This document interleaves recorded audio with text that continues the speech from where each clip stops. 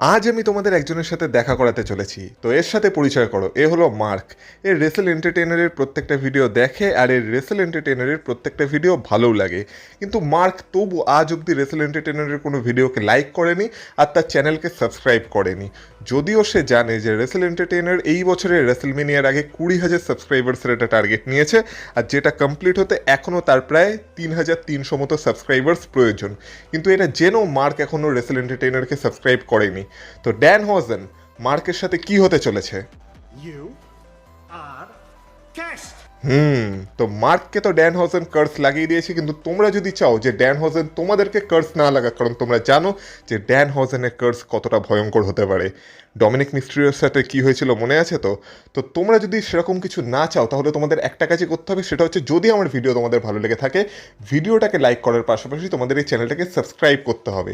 Please রেসেলমেনিয়ার আগে 20,000 subscribers complete করে দাও, কারণ আজকের এই ভিডিওতেও আমি তোমাদের জন্য ডাব্লিউডাব্লিউর সাথেই জড়িত কিছু খবরাখবর নিয়ে এসেছি, আর তার সাথে এমন কিছু জানাতে চলেছি তোমাদের যেটা তোমাদের জেনে ভালো লাগবে। তো অবশ্যই ভিডিওটা পুরোটা দেখো, স্কিপ করো না, কারণ তোমরা দেখছো Rachel entertainer. So let's start the entertainment.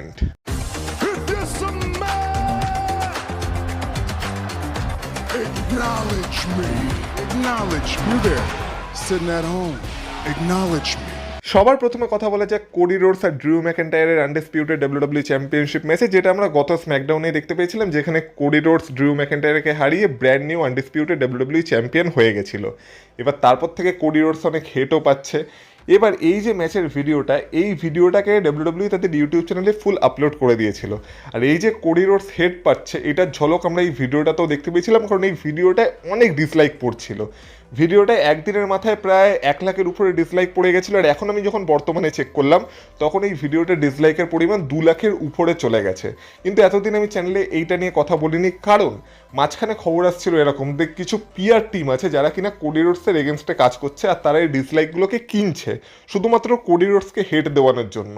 তো আমি ভাবলাম হয়তো এটা সত্যি হতেও পারে, কিন্তু এখন যখন এই ভিডিওটা ছেড়ে প্রায় 3-4 দিন হতে চললো, তো তারপরেও এখনও ডিসলাইকের পরিমাণ কমেনি। এর মানে হচ্ছে এই খবরটা পুরোপুরি ভুল ছিল, আর এই ডিসলাইকগুলো অ্যাকচুয়ালি জেনুইন।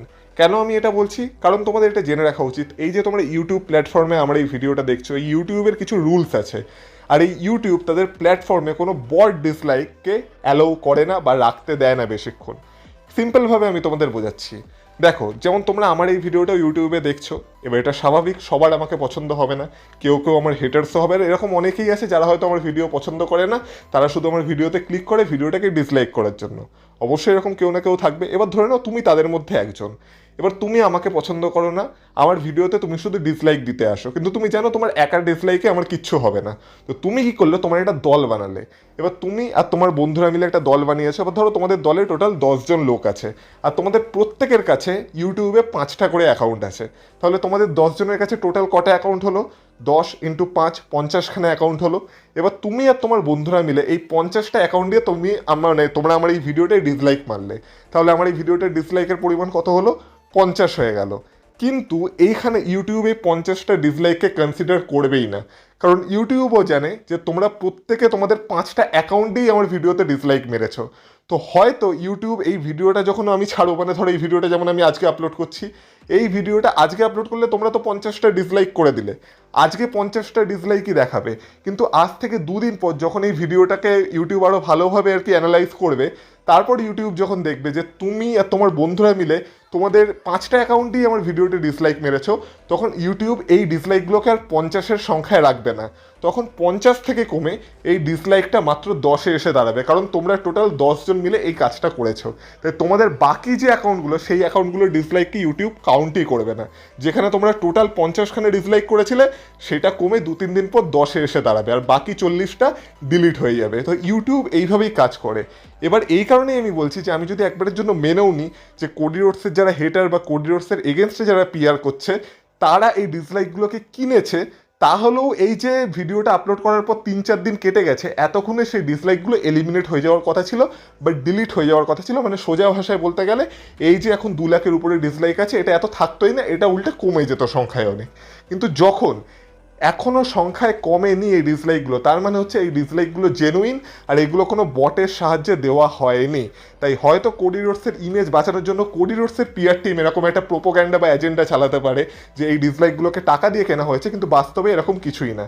আর এটার আরও একটা প্রমাণ আছে যে এই ভিডিওটার যে টপ কমেন্ট সেইখানে একজন লিখেছিল রুথলেস ডিপ্রেশন, আর এই কমেন্টটাতে, শুধুমাত্র এই কমেন্টটাতেই প্রায় 15,000-এর উপরে লাইক পড়ে গেছে। তো একটা কমেন্টে যখন 15,000-এর উপরে লাইক পড়তে পারে, তখন একটা ভিডিওতে কেন 2 লাখের উপরে ডিসলাইক পড়তে পারে না, যদি সত্যি সত্যি ডাব্লিউডাব্লিউই ফ্যান্সরা এই ঘটনাটার প্রতি তাদের অসন্তোষ দেখায়। তো এই ডিসলাইকগুলোকে কোনো কেনা হয়নি। কোডি রোডসের পিআর টিম তাদের সুপারস্টারকে বাঁচানোর জন্য বা তাদের সুপারস্টারের ইমেজকে বাঁচানোর জন্য এরকম করতেই পারে, কিন্তু এই ডিসলাইকগুলো অ্যাকচুয়ালি জেনুইন। কিন্তু আমি আবারও বলছি, এতে কোডি রোডসের কোনো হাত নেই। এই জন্য কোডি রোডসকে হেট দিয়ে কোনো লাভের লাভ কিছু হবে না।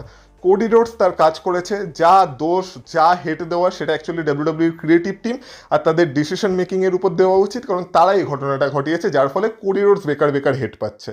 তো এখানে কোডি রোডসের এগেনস্টে কিছু না, কিন্তু যারা বলছিলে যে এইসব হেট এমনি এমনি আসছে, এইসব হেটকে মানে টাকা দিয়ে কেনা হচ্ছে, এগুলো কিছুই না। এই ডিসলাইককেও টাকা দিয়ে কেনা হচ্ছে না, কিছুই হচ্ছে না। এই ডিসলাইকগুলো অ্যাকচুয়ালি জেনুইন ডিসলাইক। আর কোডি রোডস আর ড্রিউ ম্যাকিন্টায়ারের ভিডিওটা ডাব্লিউডাব্লিউর ইতিহাসের one of the top dislike ভিডিওর মধ্যে একটা হয়ে গেছে। এবার এরই সাথে তোমাদের আর একটা খবরও দিয়ে রাখি। তো এতদিন তোমরা আমার ভিডিওতেও শুনেছো আর বাকি অনেক জায়গায় হয়তো শুনে থাকতে পারো যে রোমান রিংস ডাব্লিউডাব্লিউতে এসে নিজের অনেক ডিমান্ড রেখেছে। রোমান রিংস রেসলম্যানিয়ায় কোডি রোডসের কাছে হারতে চায়নি, যার ফলে বাধ্য হয়ে ডাব্লিউডাব্লিউকে তাদের প্ল্যানসে চেঞ্জ করতে হয়েছে। রোমান রিংস চেয়েছিল রেসলম্যানিয়ায় গিয়ে কোডি রোডসকে হারিয়ে আবার চ্যাম্পিয়ন হয়ে যেতে। তো এই খবরগুলো তো তোমরা শুনেছো, আমিও তোমাদের দিয়েছি, আর তোমরা যদি অন্য কারো ভিডিও দেখে থাকো সেখানেও তোমরা কোথাও না কোথাও এই খবরগুলো শুনেছো।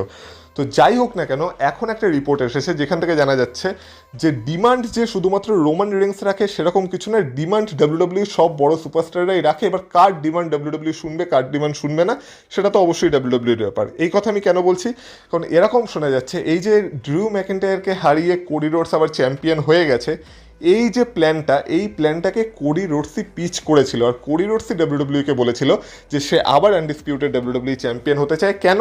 কারণ সে রেসলমেনিয়াতে র্যান্ডি অর্টনের এগেনস্টে কাজ করতে চায়, আর তারও মনে হয়েছিল যে Randy Orton versus Cody Rhodes রেসলমেনিয়ার জন্য একটা বড় ম্যাচ। আর এই কথাটা তো আমিও মানছি, আমিও বারবার তোমাদের বলছি, হ্যাঁ ড্রিউ ম্যাকিন্টায়ারের সাথে খারাপ হয়েছে, কোডি রোডস হয়তো লাস্ট মোমেন্টে চ্যাম্পিয়ন হয়ে ঠিক হয়নি, কিন্তু তবু এর ফলে আমরা রেসলমেনিয়ায় কোডি রোডস ভার্সেস র্যান্ডি অর্টনের যে ম্যাচটা পেয়েছি সেইটা একটা রেসলমেনিয়া ওয়ার্দি ম্যাচ। আর রেসলমেনিয়ার জন্য এটা সত্যি একটা বড় ম্যাচ। আর কোডি রোডসও সম্ভবত সেটাই চেয়েছে, আর সেই কারণেই কোডি রোডস এই প্ল্যানটাকে পিচ করেছিল। কিন্তু আমি শুধু একটা কথাই বলবো যে এখানে কোডি রোডসের সময়টা ভুল ছিল। যদি ডাব্লিউডাব্লিউ একটু ঠিকঠাকভাবে ম্যানেজ করতো, আর আলটিমেটলি যদি কোডি রোডস ভার্সেস র্যান্ডি অর্টনেরই ম্যাচ করাতে হতো, যেটা আমরাও চেয়েছিলাম একটা সময়, সেটা ডাব্লিউডাব্লিউ করাতো, কিন্তু যদি একটু ঠিকঠাকভাবে ম্যানেজ করতো, যাতে দেখে এটা না মনে হতো যে এই সবের মাঝখানে ড্রিউ ম্যাকিন্টায়ারকে বেকার বেকার স্যাক্রিফাইস হতে হলো, তাহলে সব কিছুই ঠিকঠাক থাকতো। এখন সব কিছু গন্ডগোল হয়ে গেছে একটাই কারণে, সেটা হচ্ছে এই সবের ফলে মানে মনে হচ্ছে যে মাঝখান থেকে ড্রিউ ম্যাকিন্টায়ারকে স্যাক্রিফাইস হতে হলো, আর ড্রিউ ম্যাকিন্টায়ারের সাথে ঠিক হলো না। এইটা যদি না হতো তাহলে যা এখন হচ্ছে সবই ঠিক থাকতো। শুধুমাত্র ড্রিউ ম্যাকিন্টায়ারের জন্যই একটু মানে এই মোমেন্টটা বাজে লাগছে, বা এখনকার সিচুয়েশন একটু বাজে তৈরি হয়ে গেছে, আর ড্রিউ ম্যাকিন্টায়ারের জন্য সবার খারাপ লাগছে, এইটাই যা। বাকি এই যে কোডি রোডস ডাব্লিউডাব্লিউর কাছে ডিমান্ড রেখেছিল যে তার র্যান্ডি অর্টনের এগেনস্টে ম্যাচ চাই, এই জন্য আমি বলবো না যে কোডি রোডস স্বার্থপর, বা কেউ যদি রোমান রিংস ডাব্লিউডাব্লিউর কাছে ডিমান্ড রাখে বলে রোমান রিংসকে স্বার্থপর বলে থাকে, তাহলে আমি একটা কথাই বলবো, তাদের রেসলিং সম্পর্কে সেরকম কোনো জ্ঞানই নেই, আর রেসলিং কীভাবে কাজ করে সেটা তারা জানে না। এখানে কোনো সুপারস্টারকে সেই অর্থে স্বার্থপর বলা যায় না, কারণ সবাই কোম্পানির ভালোর জন্যই ডিমান্ডগুলো রাখে বা সেই আইডিয়াগুলোকে পিচ করে। কিন্তু হ্যাঁ, আলটিমেটলি ডাব্লিউডাব্লিউ কোন আইডিয়াটাকে অ্যাকসেপ্ট করবে আর কোনটাকে করবে না, সেটা ডাব্লিউডাব্লিউর হাতেই ডিসিশন থাকে। তো এই জন্য কোনো সুপারস্টারের উপরই কোনো হেট দিও না, জাস্ট স্টোরি লাইনটাকে এনজয় করো। কিন্তু হ্যাঁ, যদি স্টোরি লাইন তোমাদের খারাপ লেগে থাকে, স্টোরি লাইনকে তোমরা অবশ্যই ক্রিটিসাইজ করতে পারো। নেক্সট কথা বলা যাক একটা রেসলমেনিয়া ম্যাচের, যেটা সম্ভবত ক্যান্সেল হয়ে যেতে পারে। তো যারা আমার রেসলমেনিয়ার প্রেডিকশন ভিডিওগুলো দেখেছিলে, সেখানে আমি একটা ম্যাচ রেখেছিলাম for women's United States championship, আর সেখানে আমি একটা ট্রিপল থ্রেট ম্যাচ রেখেছিলাম এগেনস্ট আমাদের current women's United States champion Julia versus Tiffany Stratton versus Jordynne গ্রেসের মধ্যে। আর অ্যাকচুয়ালি এখন শোনা যাচ্ছে যে ডাব্লিউডাব্লিউ এই ম্যাচটাকেই রেসলমেনিয়াতে প্ল্যান করেছিল, কিন্তু এখন হয়তো আনফর্চুনেটলি এই ম্যাচটা রেসলমেনিয়াতে হবে না। সেটা আমি আমার প্রেডিকশন ভিডিওতেও বলেছিলাম। তার কারণ হচ্ছে জর্ডানি গ্রেস এখন ইনজিওর্ড হয়ে গেছে, সে হয়তো রেসলমেনিয়া মিস করতে চলেছে এই বছরের। তো যেহেতু জর্ডানি গ্রেস ইনজিওর্ড হয়ে গেছে, তাই ডাব্লিউডাব্লিউকে হয়তো বাধ্য হয়ে এই ম্যাচটাকে ক্যান্সেল করতে হতে পারে। আর যদি ডাব্লিউডাব্লিউ এখন তো ম্যাচটাকে ক্যান্সেল করতে না চায়, তাহলে সম্ভবত এটা জুলিয়া ভার্সেস ভার্সেস টিফিনি স্ট্র্যাটনের মধ্যে একটা সিঙ্গেলস ম্যাচ হবে for women's United States championship. তো আমি তোমাদের প্রেডিকশন ভিডিওতেও সেম কথা বলেছিলাম, আর এখন আপডেটও সেম আসছে। তো আমি একদিক থেকে খুশি যে আমার প্রেডিকশন ঠিক হয়েছে, কিন্তু এটা ভেবেও খারাপ লাগছে যে জর্ডান গ্রেস বেকার ইনজুরির কারণে এবার রেসলমেনিয়া থেকে বাইরে থাকবে। তো এই একটা ম্যাচকে ডাব্লিউডব্লিউকে হয়তো চেয়েও রেসলমেনিয়া থেকে বাদ দিতে হবে। তো মানে সরি, ডাব্লিউডব্লিউকে চেয়েও না, ডাব্লিউডব্লিউকে না চেয়েও রেসলমেনিয়া থেকে বাদ দিতে হবে, কারণ পরিস্থিতি এখন এই ম্যাচটার এগেনস্টে। কিন্তু আরেকটা ম্যাচও হয়তো ডাব্লিউডব্লিউকে বাদ দিতে হতে পারে রেসলমেনিয়া থেকে, বা তাদের প্ল্যানসে চেঞ্জ করতে হতে পারে। তার কারণ হচ্ছে এখন শোনা যাচ্ছে যে ব্রক লেসনার আর পল হেমন তারাও ডাব্লিউডব্লিউর কাছে একটা ডিমান্ড রেখেছে। এবার এত ডিমান্ডের কথা হচ্ছে, ব্রক লেসনারের ডিমান্ডও শোনা যাক। তো পল হেমন আর ব্রক লেসনার দুজনই ডাব্লিউডব্লিউর ব্যাক স্টেজে একটা কথা রেখেছে যে আজ থেকে যতদিন না ব্রক লেসনার রিটায়ার হচ্ছে ততদিন ব্রক লেসনার আর কোনো ম্যাচ ডাব্লিউডব্লিউতে হারতে চায় না। আর আমরা এর ঝলকের আগেও দেখেছি, কারণ যখন থেকে ব্রক লেসনারের রিটার্ন হয়েছে আগের বছরের সামার স্ল্যাম থেকে, তারপরে আমরা ব্রক লেসনার আর জন সিনার ম্যাচ দেখেছিলাম। সেখানে আমরা দেখেছিলাম জন সিনাকে ব্রক লেসনার পুরো ধ্বংস করে ছেড়ে দিয়েছিল। তারপর ব্রক লেসনার ওয়ার গেমসে কম্পিট করেছিল, সেখানেও ব্রক লেসনার জিতেছিল। মাঝখানে রয়্যাল রাম্বলে এসে সে রয়্যাল রাম্বল থেকে এলিমিনেট হয়েছে ঠিক, কিন্তু এরপর সে রেসলমেনিয়ায় কম্পিট করতে চলেছে। আর পল হেমন আর ব্রক লেসনার এটা বলে দিয়েছে যে ব্রক লেসনারকে ট্রিপল এইচ আর বাজেভাবে ইউজ করতে পারবেই না, কারণ যতদিন না ব্রক লেসনার রিটায়ার হচ্ছে বা ব্রক লেসনারের রিটায়ারমেন্ট ম্যাচ হচ্ছে ততদিন ব্রক লেসনার ডাব্লিউডব্লিউতে আর কোনো ম্যাচ হারতেই চায় না। এবার এই ডিমান্ডটা যদি ব্রক লেসনারের রাখতে হয়, তার মানে আমরা এটাও বুঝতে পারছি যে ব্রক লেসনারের এগেনস্টে রেসলমেনিয়াতে যেই কম্পিট করবে সেই হারতে চলেছে, কারণ অন্তত আর যাই হোক এই বছরের রেসলমেনিয়ায় তো ব্রক লেসনার রিটায়ার হচ্ছে না। তো ব্রক লেসনারের এগেনস্টে রেসলমেনিয়ায় যেই দাঁড়াবে তার হারার সম্ভাবনাই বেশি। এবার সেক্ষেত্রে আমরা যে ম্যাচটার পরিকল্পনা করছিলাম ব্রক লেসনার ভার্সেস ওবা ফেমির ম্যাচ, সেই ম্যাচটাও হয়তো না হতে পারে। তার কারণ হচ্ছে ওবা ফেমিকে এখন ডাব্লিউডব্লিউ একটা বড় মনস্টারের মতো দেখানোর চেষ্টা করছে।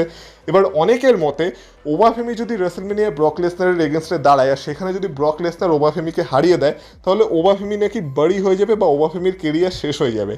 পার্সোনালি আমার সেটা মনে হয় না। আমার মনে হয় না ব্রক লেসনারের কাছে হারায় কোনো লজ্জা থাকা উচিত বলে, বা ব্রক লেসনারের কাছে হারলে কারো কেরিয়ার শেষ হতে পারে বলে, কারণ আলটিমেটলি সে হলো ব্রক লেসনার। আর তার কাছে হারাটা এমন কোনো মানে বড় ব্যাপার না, মানে এমন কোনো এই না যে যা ব্রক লেসনারের কাছে হেরে গেলে এবার আমার কেরিয়ারের কী হবে। তো আমি তো এখনও চাইবো যাতে ব্রক লেসনার আর ওবা ফেমির ম্যাচ হোক, কারণ এই ম্যাচটাই ওবা ফেমিকে অনেকটা উপরে নিয়ে যাবে লেভেলের দিক থেকে দেখতে গেলে। তো আমার মনে হয় ম্যাচটা এখনও করানো দরকার। হ্যাঁ, এটা ঠিক, যদি ওবা ফেমি ব্রক লেসনারকে হারিয়ে দিত ওবা ফেমির কেরিয়ার হয়তো নেক্সট লেভেলে চলে যেত, হয়তো ততদূর যেতে পারবে না, কিন্তু তবু যদি সে ব্রক লেসনারের এগেন্সে একটা ম্যাচ পায় আর সেই ম্যাচে সে যদি ব্রক লেসনারের কাছে হেরেও যায় একটা ভালো ম্যাচ ডেলিভার করার পর, আমার মনে হয় না তাতে তার বেশি কোনো ক্ষতি হবে বলে। কিন্তু যদি এই মুহূর্তে ডাব্লিউডব্লিউ ওবা ফেমিকে হারাতে না চায় আর তাকে প্রোটেক্ট করে রাখতে চায়, তাহলে হয়তো আমরা আর ওবা ফেমির এগেনস্টে ব্রক লেসনারকে দেখতে পাবো না, কারণ ব্রক লেসনারও রেসলমেনিয়ায় হারতে চায় না। তো সেক্ষেত্রে ব্রক লেসনারের এগেনস্টে এমন কোনো অপোনেন্ট আসবে যে কিনা ব্রক লেসনারের কাছে খুব সহজেই হেরে যেতে পারে। যেমন এলে নাইটের নাম উঠে আসছিল, হয়তো এলে নাইটের সাথে ব্রক লেসনারের ম্যাচ হবে যেখানে ব্রক লেসনার এলে নাইটকে হারিয়ে দেবে। তো এই টাইপেরই কোনো ম্যাচ আমরা হয়তো ব্রক লেসনারের জন্য এই বছরের রেসলমেনিয়ায় দেখতে পাবো, কারণ ব্রক লেসনার তার রিটায়ারমেন্টের আগে আর ডাব্লিউডব্লিউতে হারতে চায় না, আর এটাই সে ডাব্লিউডব্লিউর কাছে ডিমান্ড রেখেছে। শুধু সে না, তার সাথে সাথে পল হেমনও ডিমান্ড রেখেছে। আর আমরা জানি পল হেমনেরও ব্যাক স্টেজে ভালোই পাওয়ার আছে। তো যদি তারা তাদের পাওয়ারকে কাজে লাগায়, তাহলে ব্রক লেসনার এরপর যেই ম্যাচটা ডাব্লিউডব্লিউতে হারবে সেটাই হতে চলেছে ব্রক লেসনারের রিটায়ারমেন্ট ম্যাচ। এবার কথা বলা যাক নেক্সট উইকের রকে নিয়ে। তো নেক্সট উইকের র অলরেডি অনেক বড় রয়ের এপিসোড হতে চলেছে, কারণ সেখানে আমরা এজলি ভার্সেস বেলির মধ্যে ওমেন্স ইন্টারকন্টিনেন্টাল চ্যাম্পিয়নশিপের ম্যাচ দেখতে চলেছি। তাছাড়া ব্রক লেসনারের রিটার্ন হতে চলেছে, তাছাড়া রোমান রেন্সের রিটার্ন হতে চলেছে। তো এই সব তো ছিলই নেক্সট উইকের রতে, কিন্তু দেখে মনে হচ্ছে এই রয়ে আরও অনেক কিছু হতে চলেছে। কারণ যেহেতু নেক্সট উইকের র হতে চলেছে 16ই মার্চ, আমাদের ভারতীয় সময় অনুযায়ী যদিও সেটা 17ই মার্চ হয়ে যাবে, কিন্তু আমেরিকান সময় অনুযায়ী সেটা 16ই মার্চেই হতে চলেছে। আর 16ই মার্চ মানে কি 316। তো সেই কারণে মনে করা হচ্ছে এইখানে অস্টিন 316 মানে স্টোন কোল্ড স্টিভ অস্টিনেরও রিটার্নের একটা পসিবিলিটি আছে, যেখানে সে শুধু আসবে তার 316 ডেকে সেলিব্রেট করতে। আর যেহেতু মার্চের 16 তারিখ মানে 316, এটাকে অস্টিন 316-এর সাথে আর কি রিলেট করা হয়। তো সেই কারণে আমরা দেখেছি এর আগেও অস্টিন 316 মানে স্টোন কোল্ড স্টিভ অস্টিনকে 16 মার্চের যে শোটা হয় সেটা র হোক বা স্ম্যাকডাউন হোক সেখানে নিয়ে আসা হয়। আর সম্ভবত ডাব্লিউডব্লিউ নেক্সট উইকের রতেও স্টোন কোল্ড স্টিভ অস্টিনের একটা অ্যাপিয়ারেন্সকে প্ল্যান করছে। যদি সবকিছু ঠিকঠাক থাকে তাহলে নেক্সট উইকের রতে আমরা স্টোন কোল্ড স্টিভ অস্টিনেরও একটা অ্যাপিয়ারেন্স দেখতে চলেছি। শুধু দেখার বিষয় এটাই হবে যে সে শুধু তার 316 ডেকে সেলিব্রেট করতে আসে নাকি সে রেসলমেনিয়ার জন্য কোনো ম্যাচকেও টিজ করে যায়, এটা দেখার বিষয় হবে। কিন্তু হ্যাঁ, এই কথা ঠিক, নেক্সট উইকের র বিশাল বড় র হতে চলেছে। আর এরই সাথে সাথে আজকের ফাইনাল আপডেটে আসা যাক, যেটা হচ্ছে রোমান রেন্স আর কোডি রোডসেরই একটা ড্রামাকে নিয়ে। তো রোমান রিংস আর কোডি রোডস ডাব্লিউডাব্লিউর এই মুহূর্তের দুই টপ লেভেলের সুপারস্টার, দুই টপ ইগো, আর এদের মধ্যে ইগো ক্ল্যাশ চলছে এই নিয়ে। তো আগেও আমি তোমাদের অনেক ভিডিওতে বলেছি যেখানে কোডি রোডসের সাইডে আছে ট্রিপল এইচ, ডাব্লিউডাব্লিউর হেড অফ দ্য ক্রিয়েটিভ, আর রোমান রিংসের সাইডে আছে দ্য রক, মানে টিকে ওর বোর্ড অফ ডিরেক্টরসের মেম্বার। তো দুজনের মধ্যে একটা পাওয়ার স্ট্রাগল চলছে, কে বেশি পাওয়ারফুল সেই নিয়ে একটা ইগো ক্ল্যাশ চলছে। তো এই জন্য মনে করা হচ্ছে এদের এই ইগো ক্ল্যাশের জন্য রেসলমেনিয়ার রেজাল্টও ভ্যারি করতে পারে। সেটা কীভাবে? কারণ এখনও ডাব্লিউডাব্লিউ রেসলমেনিয়ার রেজাল্টকে পুরোপুরি কনফার্ম করেনি। আর রেসলমেনিয়ার রেজাল্ট কীভাবে বেরাবে জানো? এখন আমরা দুটো বড় বড় ম্যাচ কি দেখতে পাচ্ছি, একটা Roman Reigns versus CM Punk for world heavyweight championship, আর একটা Cody Rhodes versus Randy Orton for undisputed W W championship. এবার এই দুটো ম্যাচের রেজাল্টই ডিপেন্ড করবে একে অপরের উপর। কীভাবে? ধরো রেসলমেনিয়া নাইট 1-এ Randy Orton brand new champion হয়ে গেল আর কোডি রোডস তার চ্যাম্পিয়নশিপ হেরে গেল, তাহলে সেক্ষেত্রে রেসলমেনিয়া নাইট 2-তে আমরা দেখতে পেতে পারি যে সিএম পাঙ্ক তার ওয়ার্ল্ড হেভিওয়েট চ্যাম্পিয়নশিপ রিটেন করে নেবে আর রোমান রিংস নতুন চ্যাম্পিয়ন হতে পারবে না। কীভাবে সেটা পরের কথা, কিন্তু রেজাল্ট এটাই হতে পারে। কেন? কারণ কোডি রোডসের কাছ থেকেও চ্যাম্পিয়নশিপ গেল আর রোমান রিংসের কাছেও চ্যাম্পিয়নশিপ এলো না, মানে দুজনেই রেসলমেনিয়া থেকে চ্যাম্পিয়নশিপ ছাড়াই বেরাবে। তো সেই ক্ষেত্রে এরকম একটা রেজাল্ট হতে পারে। আর যদি আমরা রেসলমেনিয়া নাইট 1-এ দেখতে পাই যে কোনো কারণে যদি কোডি রোডস র্যান্ডি অর্টনকে হারিয়ে তার আনডিসপিউটেড ডাব্লিউডাব্লিউ চ্যাম্পিয়নশিপ রিটেন করে নেয়, তাহলে রেসলমেনিয়া নাইট 2-তে রোমান রিংস ও সিএম পাঙ্ককে হারাতে চলেছে আর হতে চলেছে brand new world heavyweight champion. এটা কেন হবে? তার কারণ হচ্ছে রোমান রিংস আর কোডি রোডস কেউই কারো কাছে ছোট হতে চাইছে না। যদি রেসলমেনিয়া থেকে রোমান রিংস চ্যাম্পিয়ন হয়ে বেরায় তাহলে কোডি রোডসও চ্যাম্পিয়ন হয়েই বেরাতে চায়, আর যদি রোমান রিংসের কাছে চ্যাম্পিয়নশিপ না থাকে তাহলে কোডি রোডসের তার চ্যাম্পিয়নশিপ হেরে যেতে কোনো বাধা নেই। তো এই কারণে যদি তোমরা দেখো যে কোডি রোডস চ্যাম্পিয়ন হয়ে বেরাচ্ছে, তার মানে এটা শিওর হয়ে যাও যে রোমান রিংসও চ্যাম্পিয়ন হয়েই বেরাবে। আর যদি দেখো যে কোডি রোডসের কাছ থেকে চ্যাম্পিয়নশিপ চলে গেছে র্যান্ডি অর্টনের হাতে, তাহলে তোমরা এটাও ধরে রাখতে পারো যে সিএম পাঙ্কেরও চান্স আছে যে সে রোমান রিংসের এগেনস্টে তার চ্যাম্পিয়নশিপ রিটার্ন করে নেবে। যেমন বললাম, কারণ যা ইচ্ছা হতে পারে, সেটা নিয়ে পরে আলোচনা হবে।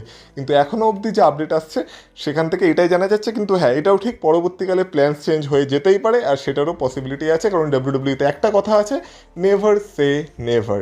তো যাই হোক না কেন, আজকের এই ভিডিওর জন্য এই কটা খবরই থাকুক। আশা করি ভিডিওটা তোমাদের ভালো লেগেছে। ড্যান হজেনের কার্স থেকে বাঁচতে হলে অবশ্যই চ্যানেলটাকে সাবস্ক্রাইব করো, ভিডিওটা ভালো লাগলে ভিডিওটাকে লাইক করো। রেসলমেনিয়ার আগে আমরা যে 20,000 সাবস্ক্রাইবার্সের টার্গেট নিয়েছি ওটা কমপ্লিট করতে প্লিজ সাহায্য করো। আর বাকি তোমাদের গুরুত্বপূর্ণ মতামত অবশ্যই কমেন্ট বক্সে কমেন্ট করে আমাকে জানাও। আর তোমাদের সাথে কথা হবে আবার পরের ভিডিওতে। কিন্তু হ্যাঁ, তার আগে একটা কথা বলতে আমি বারবার ভুলে যাই, সেটা হচ্ছে ফেসবুক আর ইনস্টাগ্রামে তোমরা আমাকে ফলো করতে পারো, যে লিঙ্ক পেয়ে যাবে তোমরা এই ভিডিওর ডিসক্রিপশনে। আর আমরা ফেসবুক আর ইনস্টাগ্রামে ইন্টারেস্টিং জিনিসপত্র করতে চলেছি, তো অবশ্যই গিয়ে সেখানেও ফলো করে আমাকে এসো। আর তোমাদের সাথে কথা হবে আবার পরের ভিডিওতে। ততক্ষণ তোমরা ভালো থেকো, টাটা।